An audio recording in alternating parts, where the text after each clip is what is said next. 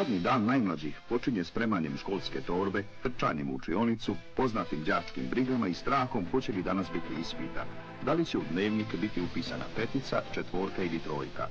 O tome brine blizu 16.000 učenika u 14 osmogodišnjih i 32 četvororazredne škole.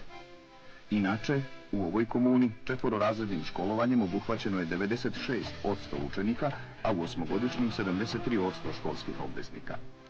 O njihovom obrazovanju i prolaznosti vodi računa blizu 900 učitelja, nastavnika i profesora. I srednje školstvo je razvijeno.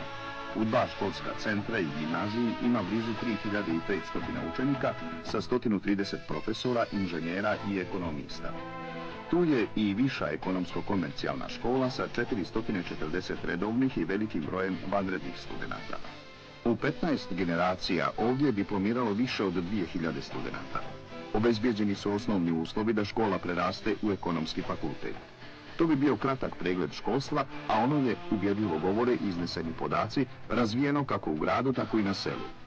Tragovi nepismenosti i zaostalosti iščezavaju. Veseli žagor mališana i djevojčica, njihove školske kecede i bluze, nastava u savremenim kabinetima, na svoj način govore o novom vremenu.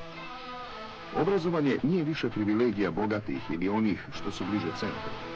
Škole su izgrađene i u najudaljenijim selima. Učinjeno je sve da djeca ne moraju mnogo pješačiti.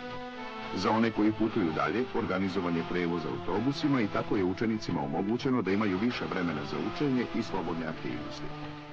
Međutim, za građane ove komune sve to nije dovoljno. Oni žele više, nisu se umorili od samodoprinosa i drugih davanja za izgradnju školskih objekata. Školskog prostora uvijek je potrebno.